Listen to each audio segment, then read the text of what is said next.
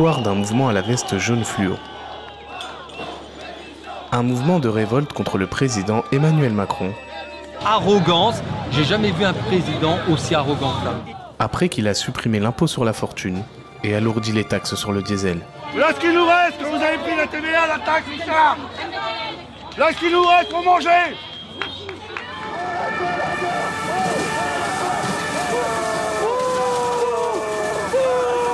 En ce 24 novembre 2018, il manifeste pour la seconde fois sur les Champs-Élysées, symbole de richesse.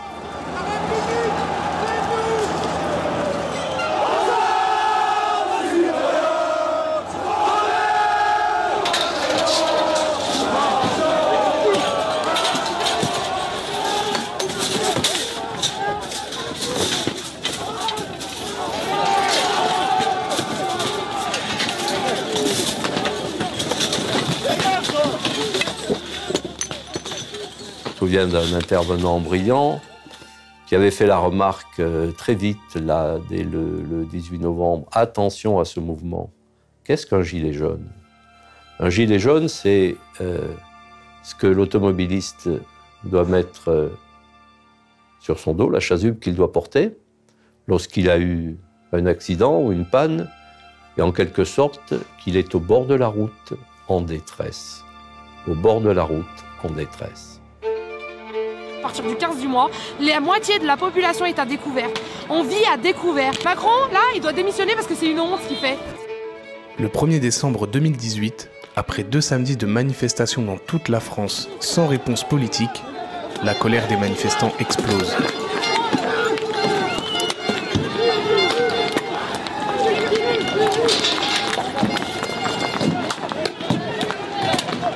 À Paris, l'Arc de Triomphe est pris d'assaut.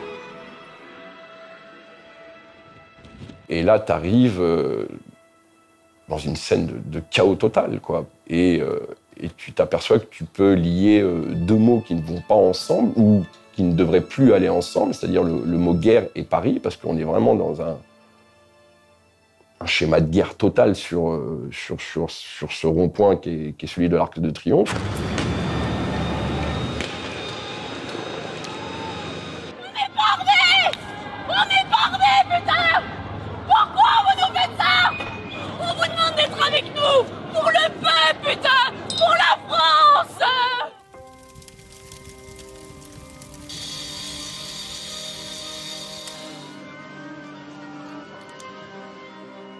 À 2 km de l'Arc de Triomphe, le ministère de l'Intérieur et surtout le palais présidentiel.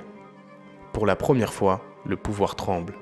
Il y a eu des appels où on se demandait si les grilles finalement de l'Élysée ou de Beauvau n'allaient pas tomber parce que les manifestants s'en rapprochaient de plus en plus et que c'était extrêmement compliqué de tenir. La République a réellement tremblé le 1er décembre.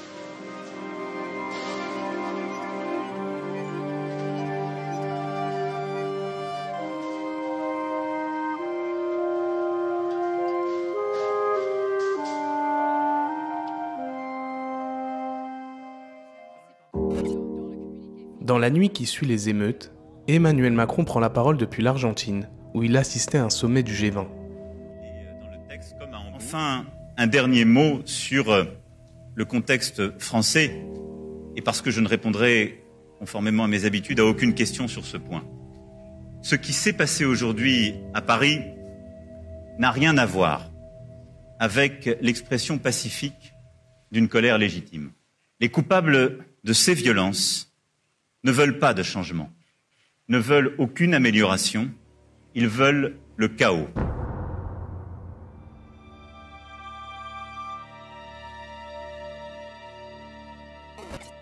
Jacques Attali, l'un des mentors d'Emmanuel Macron, participait à ce voyage officiel. J'étais avec Emmanuel Macron dans l'avion qui le ramenait d'Argentine, puisqu'il m'avait convié à l'accompagner au G20. Ils ont parlé très longuement dans ce vol de retour.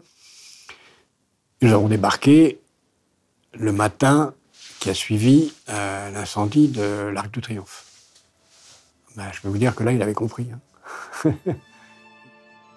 À partir de cette date, Emmanuel Macron va durcir la répression policière de la plus grande révolte populaire survenue en France depuis mai 1968.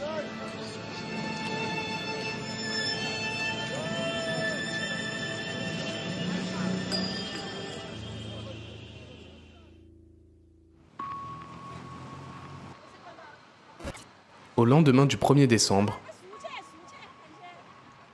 Emmanuel Macron et Christophe Castaner se rendent sur les Champs-Élysées pour constater l'ampleur des dégâts.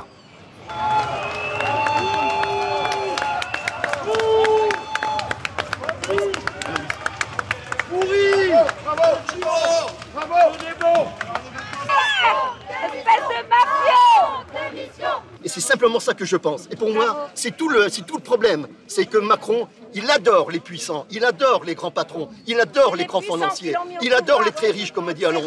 Par contre, le peuple, non seulement il ne l'aime pas, mais en plus il le méprise.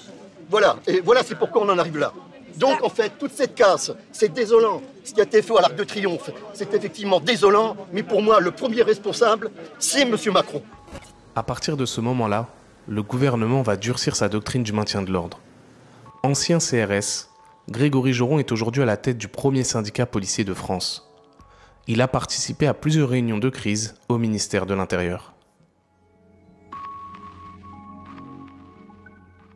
On en a parlé au ministre de l'Intérieur, puisqu'il y a eu en effet des réunions entre le 1er et le 8 décembre, puisque finalement, la République a réellement tremblé le 1er décembre.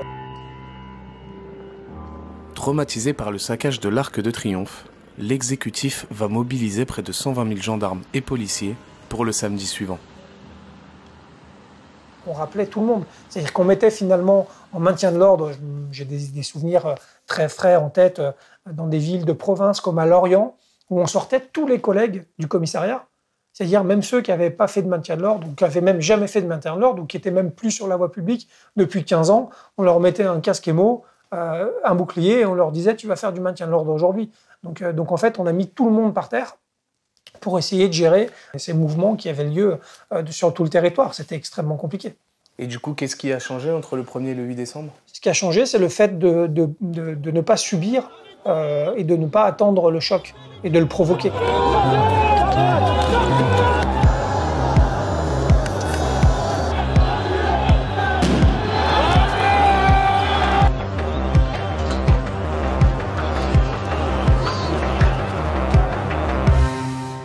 Désormais, le mot d'ordre c'est d'interpeller un maximum de manifestants.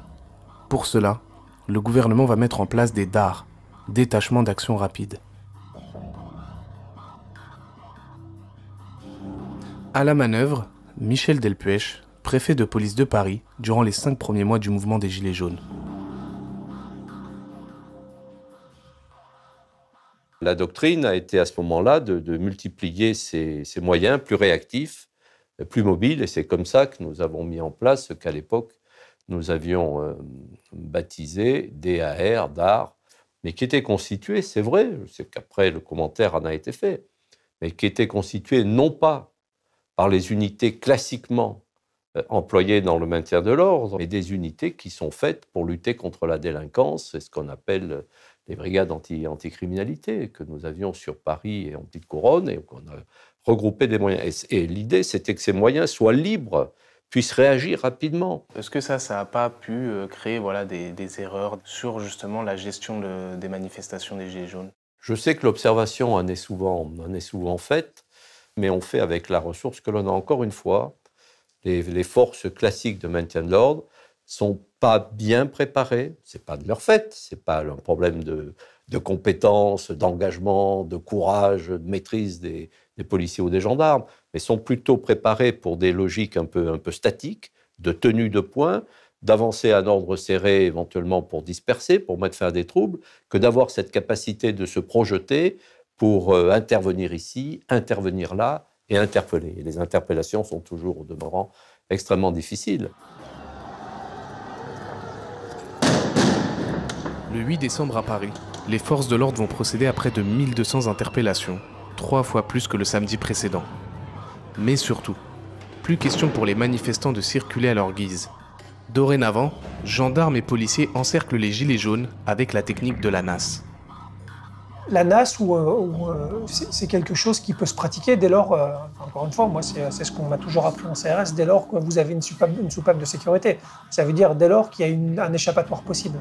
Depuis ce matin, ils passent leur temps à balancer des grenades, à nous dire de nous disperser, mais où c'est que vous voulez qu'on se disperse? On est parqués ici, on est coincés, on peut même pas bouger. Et ils sont arrivés, ils étaient combien? Une trentaine avec les chiens, ils nous ont foncé dedans, flashball comme ça et tout. C'est vraiment humiliant pour le peuple et je trouve qu'il y a vraiment énormément d'abus de la part pas des forces de l'ordre, mais ceux qui donnent les ordres au-dessus, quoi. Monsieur Macron, merci, quoi.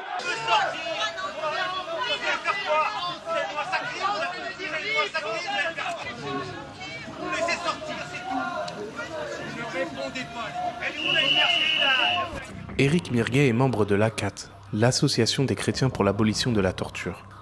Il a étudié l'utilisation des NAS durant le mouvement des Gilets jaunes. C'est totalement en dehors de ce pourquoi ce type de technique avait été pensé. C'est-à-dire qu'il n'y a pas d'éléments identifiés parmi les gens. On souhaite simplement empêcher les personnes de se déplacer. Il n'y a aucune communication. Les gens ne sont pas informés de ce qui se passe. On voit les gens qui demandent, les policiers ne répondent pas. Donc clairement, ça va être générateur de tensions et de problèmes assez rapidement. Grégory Joron reconnaît que les NAS n'ont pas toujours été bien utilisées lors des manifestations des Gilets jaunes. Elles ne sont pas bonnes quand elles sont appliquées de manière rigide, où finalement on laisse les gens au même endroit sans pouvoir leur permettre de partir s'ils ont envie de partir, et sans leur donner de réponse quand ils posent des questions pour savoir comment ils sont, pourquoi ils sont nassés. Et ça fait une cocotte minute, et en général ça nous pète à la figure.